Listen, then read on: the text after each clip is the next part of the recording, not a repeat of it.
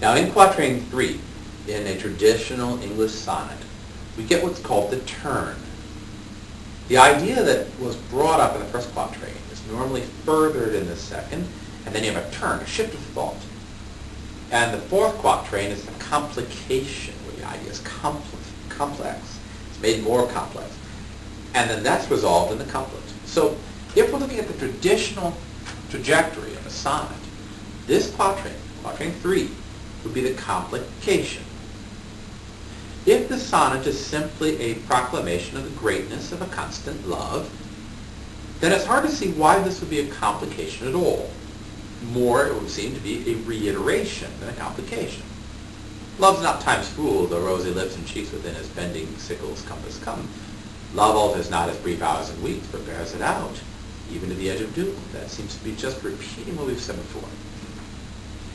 If, however, the speaker is trying to find language for something that's not possible, here we come up against something that he can't deny. In fact, he admits it, right? Time takes down youth. Rosy lips and cheeks within his bending sickle's compass come. Time ages everybody. If we read it as cynical, the author, the speaker, is trying to give voice to something which, when he does give voice to it, he has to say something that's ludicrous. Love's not time's fool? Does that imply that if we love, time is insignificant? Well, that's a nice reading of it. But is it reality? Does the person we love not age? Do they not suffer death? If we say that love is not time's fool, aren't we indicating that time is a king and love is the fool of the king, the employ of the king, the natural position in the court of the fool? It is possible he's suggesting here that love is the fool and time is the king. He says, no, that's not it. Love is not the fool of time. Again, a hearkening back to the play The Tempest, where the fool takes care of the king, and the role reversal that occurs there. Well, love's not time's fool. Time is not the king over everything. Time is not ruling over everything. In other words, it's not the case that everything ages. It's not the case that everything is drawn out by time. It's not the case that time eventually triumphs over everything. Where else in Shakespeare do we see that? Where else in Shakespeare is there any evidence that time, death, terminus is not a factor? My answer is nowhere. Nowhere. The image of time and the progression of time and the implacable nature of time is a theme that runs through almost every single one of his works.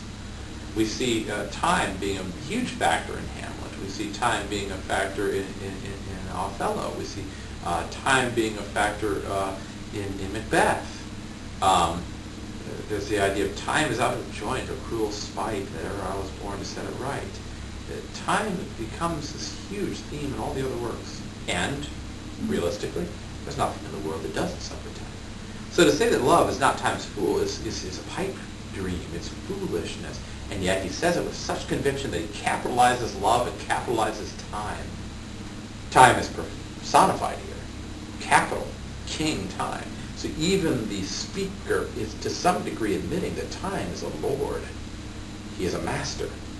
But not love. Love supersedes time. It goes beyond time, right? Even though people age, even though people get cut down by the grim reaper, the death agent, time itself, with the sickle, right? Well, the sickle was used to cut down grain originally. You'd stand in the grain, cut the grain. The compass of the scythe would then cut down grain. Whatever the sickle encompassed, it would cut down. The use of the word, however, compass harkens us back to the earlier image of taking the height of the star. So there's a connection here that occurs. He says, never fix and mark, a high, lofty thing which is bright looks on tempest. Well, that high, lofty thing then in the next section becomes a star, the high, lofty thing that the ships go to. and its height is taken by the compass and the sextant. Well, that compass then shows up in the next section by the use of that word which invokes that image. Also notice that he's using onomatopoeia.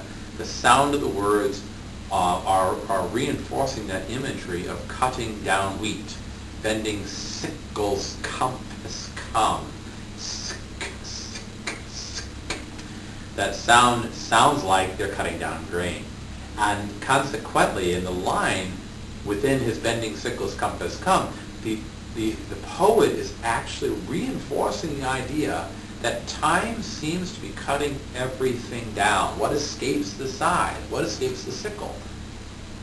Therefore, the statement, love's not time's fool, is either a lie or a pipe dream. He's fishing for something, he's trying to find constancy, and it's not happening. Impediment after impediment after impediment keeps popping up throughout the poem. Love alters not with its brief hours, weeks, but bears it out even to the edge of doom. So he says to the very end of time, love endures. But see, what is the edge of doom? That's when time triumphs. Love bears it out to the edge of doom. Love bears it out to the moment that time triumphs. Does that mean that after that, when time has triumphed, love continues? It seems to be that the lines indicate that love can last to the end of time, but time will triumph. So love is time's fool. Because of that, love is representing the changes and the alteration to the constancy not of love but of time. Time is the constant. Time is the thing that can't be denied. Time is the implacable lord. Love is just a fool for time. It's the thing of changes and permutations. And time, over the course of time, things alter and change and mutate. But love is the thing that actually changes. Time is constant. It's on its throne, so to speak, Lord Time. The author, therefore, seems to be suggesting that if he is looking for a constant love, that constant love is inhuman. It's remote. It's cold. It's isolated. And if anything, time is the constant. Love is not constant. Love itself is subordinate or foolish to time. And that leaves us with the couplet. The couplet normally resolves the whole problem, wraps it up. It gives a solution. Here's the solution. It's a gamble. If this be error and upon me proved, I never writ nor no man ever loved. Well, it seems to be that he's banking all of his writing, and even his heart, even his love itself, on the idea that what he has said, that is, that love is constant. Banking it on that idea. Well, we can read it that way, as a confirmation. Look, this is so great that I'll stake everything on it, right? But in the third quatrain, definitely we've proved that love is subordinate to time. Love is not constant. Love changes. Love alters and mutates. Consequently, what does his writing matter? He will die. He is dead. Shakespeare's dead. Everything dies. Everything goes under the scythe at some point, under the sickle. Consequently, what does his writing matter? He never wrote anything. It's like dust or like straw, as Thomas Aquinas said. And no man ever loved. That means that no other man loved, or I never loved anyone, any man, any person. If he holds to this cold, remote, isolated idea of love, he will be left behind. He'll be miserable and lonely, never experience what real humanity is like, and consequently, he will never have loved. Because love basically has to endure loss. Love has to endure suffering and change. Love, part of the human experience, endures the physical world that is embodied by time. And if we're going to experience true love, we can't have this idealistic, juvenile vision that love is constant. It ruins people to think that love is this way. It ruined Romeo and Juliet in the play. It almost ruins the Dashwoods.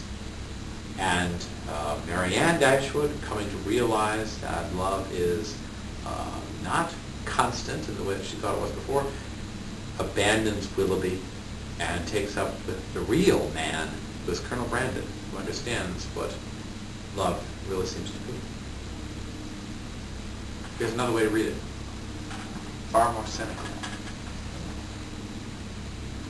Oh, let me not to the marriage of true minds admit impediment. Love is not love that alters when an alteration finds, or bends with the remover to remove. Oh, no. It's a never-fixing mark. It looks on tempests and is never shaken. It's a star to every wandering bark, whose worth's unknown, although the sight be taken. Love's not time's fool, although rosy lips and cheeks within his bending sickle's compass come. Love alters not with his brief hours and weeks, but bears it out, even to the crack of doom. If this be error, and upon me proved, I never writ, nor no man ever loved.